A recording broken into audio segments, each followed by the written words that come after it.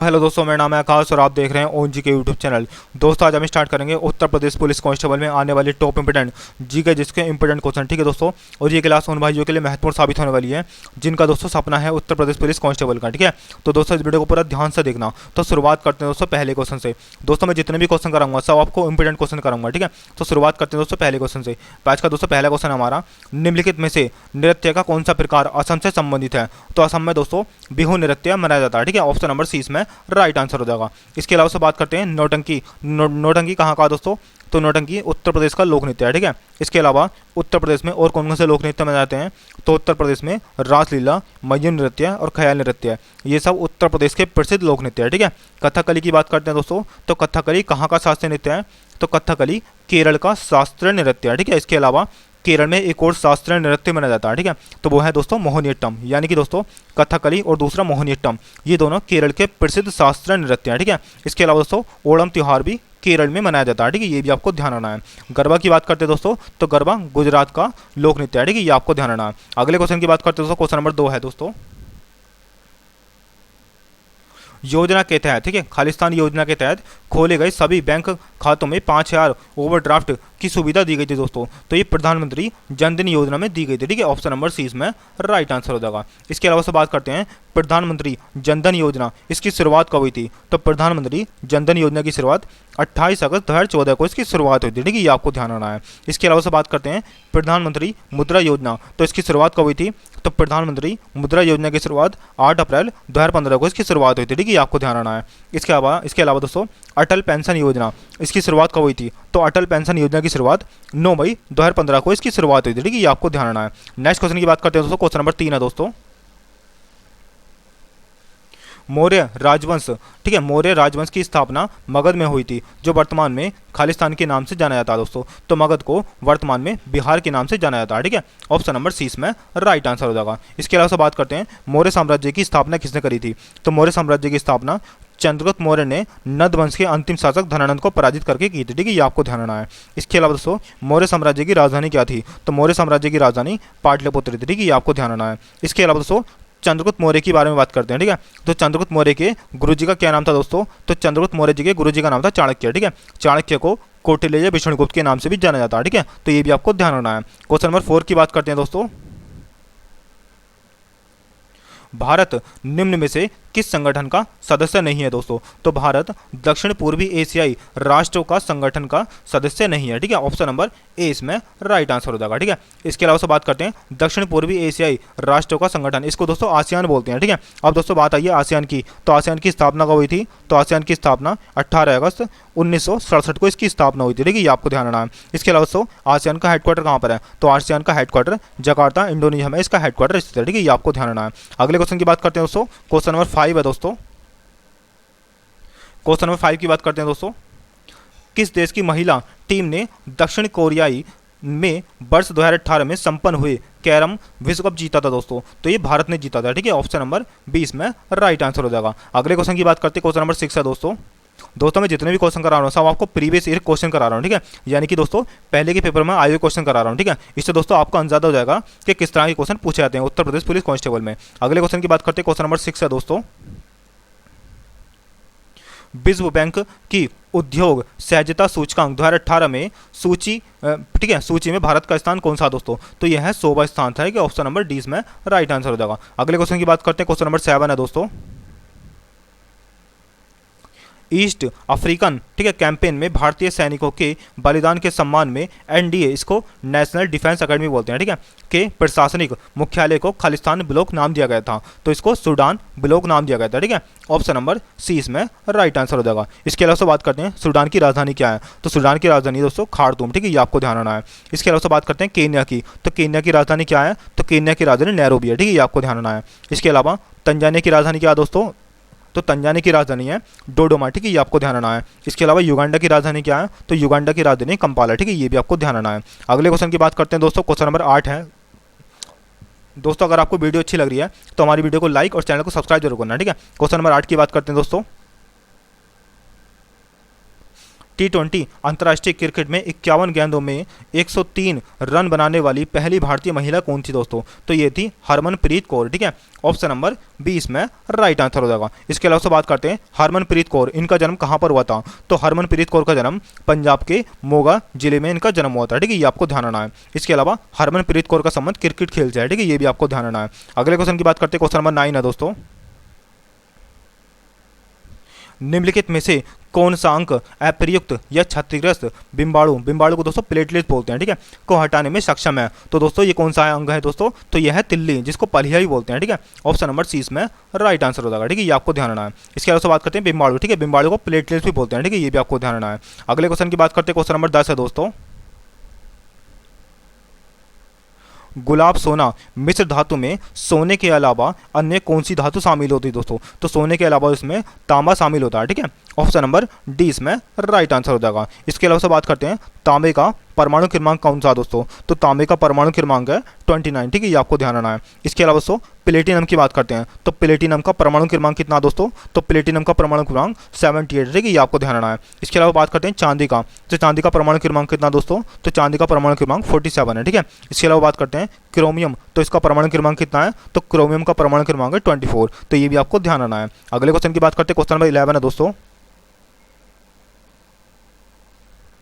Monomer क्रेप्टोलैक्टम का किस बहुलक को प्राप्त करने के लिए बहुलीकरण किया जाता है दोस्तों? तो ये नाइलॉन। ठीक है, नाइलॉन को प्राप्त करने के लिए इसका बहुलीकरण किया जाता है। ठीक है, मोनोमर ठीक है, क्रेप्टोलैक्टम का बहुलीकरण को प्राप्त करने के लिए किसका बहुलीकरण किया जाता है दोस्तों? तो ये नाइलॉन का बहुलीकरण किया जाता है। ठीक है, ये आपको ध्यान रखना है। अगले क्वेश्चन की बात करते हैं, क्वेश्चन नंबर 12 है दोस्तों।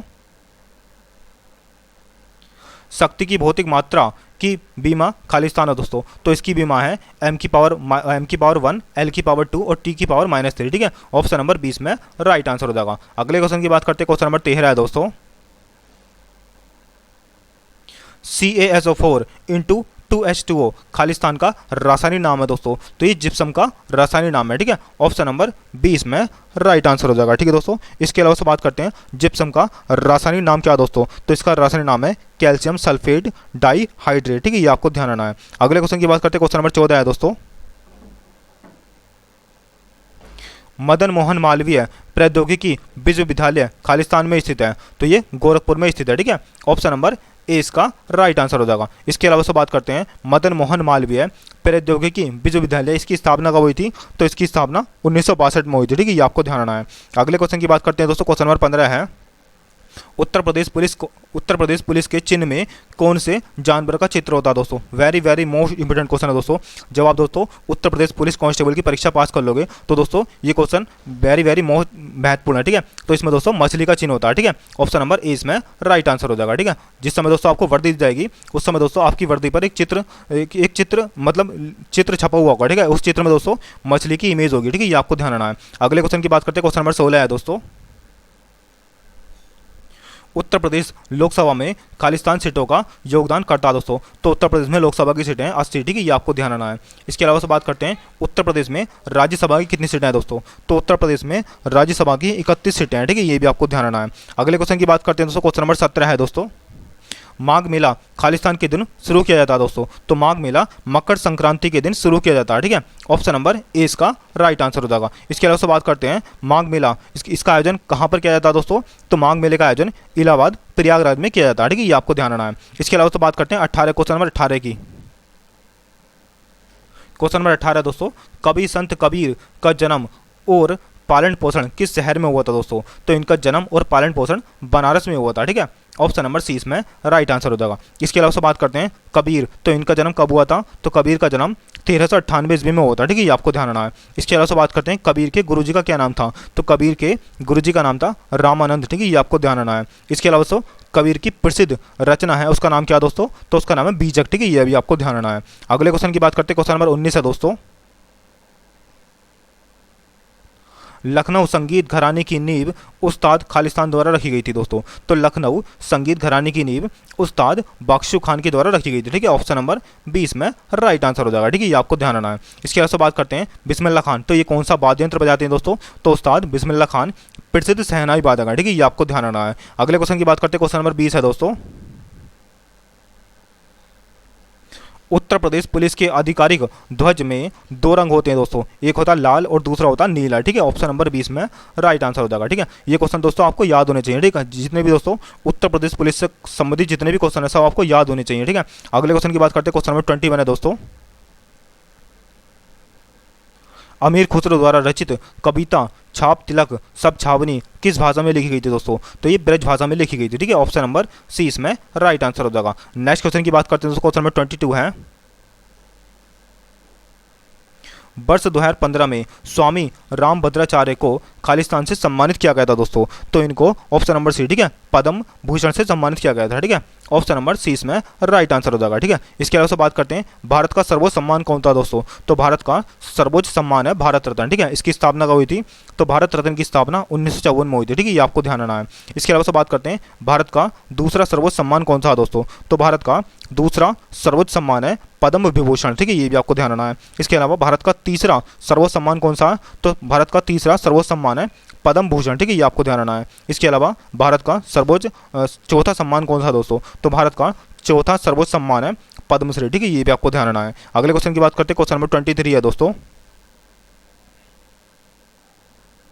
जीएसटी में निम्नलिखित में से किस कर राज्य कर को शामिल किया गया था दोस्तों? तो ये चुंगी कर को शामिल किया गया था, ठीक है। ऑप्शन नंबर ए इसका राइट आंसर हो जाएगा। इसके अलावा बात करते हैं जीएसटी, इसकी फुल फॉर्म क्या होती है? तो जीएसटी की full form goods and service tax होती है, ठीक है। ये आपको ध्यान रखना है। इसके अलावा बात करते हैं जीएसटी भारत में कब लागू हुई थी? तो जीएसटी लागू जो हुई थी दोस्तों भारत में 1 जुलाई 2017 को लागू हुई थी, ठीक है। ये आपको ध्यान रखना है। इसके अलावा दोस्तों बात करते हैं जीएसटी लागू करने वाला पहला राज्य कौन सा था? तो जीएसटी लागू करने वाला पहला राज्य असम था, ठीक है। इसके अलावा दोस्तों जीएसटी लागू करने वाला दूसरा राज्य कौन सा था? तो जीएसटी लागू करने वाला दूसरा राज्य बिहार था, ठीक है। ये आपको ध्यान रखना है। इसके अलावा बात करते हैं जीएसटी किस प्रकार का कर है दोस्तों? तो जीएसटी एक अप्रत्यक्ष कर है, ठीक है। ये भी आपको ध्यान रखना है। इसके अलावा दोस्तों भारत में जीएसटी का सुझाव किसने दिया था? तो भारत में जीएसटी का सुझाव विजय केलकर समिति द्वारा दिया गया था, ठीक है। ये भी आपको ध्यान रखना है। अगले क्वेश्चन की बात करते हैं, क्वेश्चन नंबर 24 है दोस्तों। विश्व स्वास्थ्य दिवस किस दिन मनाया जाता है दोस्तों? तो विश्व स्वास्थ्य दिवस हर साल 7 अप्रैल को मनाया जाता है, ठीक है। ये आपको ध्यान रखना है। इसके अलावा बात करते हैं विश्व स्वास्थ्य दिवस, इसको मनाता कौन है? तो विश्व स्वास्थ्य दिवस इसको वर्ल्ड हेल्थ ऑर्गेनाइजेशन, जिसको WHO बोलते हैं, ठीक है। तो ये मनाती है ये संस्था, ठीक है। इसके अलावा बात करते हैं वर्ल्ड हेल्थ ऑर्गेनाइजेशन, इसकी स्थापना कब हुई थी? तो वर्ल्ड हेल्थ ऑर्गेनाइजेशन की स्थापना 7 अप्रैल 1948 को इसकी स्थापना हुई थी। अगले क्वेश्चन की बात करते हैं, क्वेश्चन नंबर 25 है दोस्तों। अगर आपको वीडियो अच्छी लग रही है तो हमारी वीडियो को लाइक और चैनल को सब्सक्राइब जरूर करना, ठीक है। अगले क्वेश्चन की बात करते हैं, क्वेश्चन नंबर 25 है दोस्तों। नियोन लैंप का आविष्कार खालिस्तान द्वारा किया गया था दोस्तों। तो नियोन लैंप का आविष्कार दोस्तों जॉर्जेस क्लार्क द्वारा किया गया था, ठीक है। ऑप्शन नंबर ए इसका राइट आंसर हो जाएगा। नेक्स्ट क्वेश्चन की बात करते हैं दोस्तों, क्वेश्चन नंबर 26 है।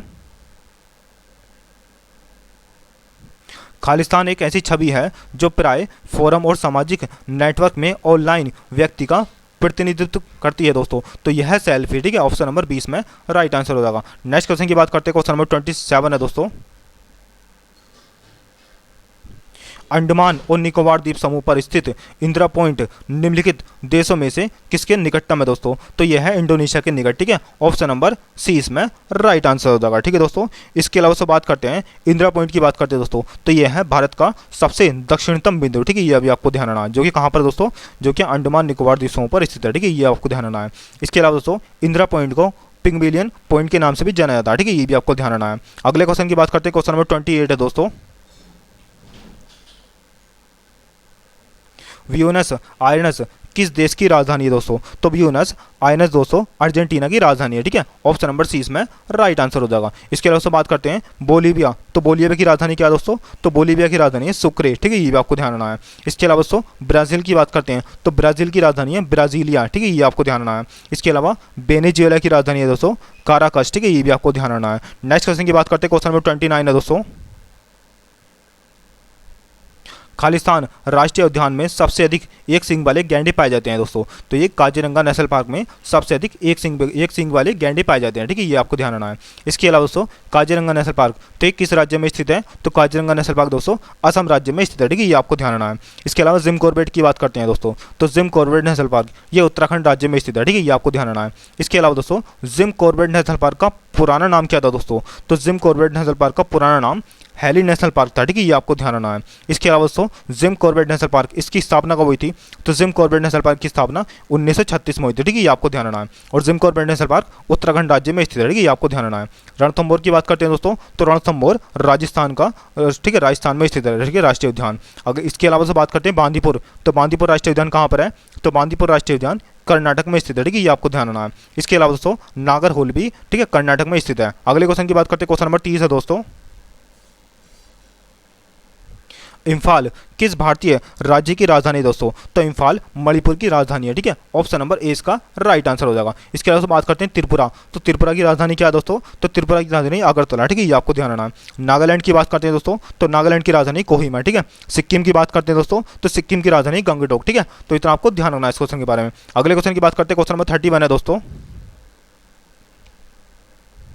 भारत में निम्नलिखित में से कौन सा शहर कर्क रेखा से सबसे दूर है दोस्तों? तो ये है ओडिशा का भुवनेश्वर, ठीक है, ऑप्शन नंबर डी इसमें राइट आंसर हो जाएगा, ये आपको ध्यान रखना है। इसके अलावा से बात करते हैं कर्क रेखा, तो कर्क रेखा भारत में 8 राज्यों से होकर जाती है, ठीक है। कौन कौन से राज्य हैं दोस्तों? तो एक है गुजरात, राजस्थान, मध्य प्रदेश, छत्तीसगढ़, झारखंड, पश्चिम बंगाल, त्रिपुरा और मिजोरम, ठीक है। ये दोस्तों 8 राज्य हैं जिनसे कर्क रेखा होकर गुजरती है, ठीक है, ये आपको ध्यान रखना है। अगले क्वेश्चन की बात करते हैं, क्वेश्चन नंबर 32 है दोस्तों।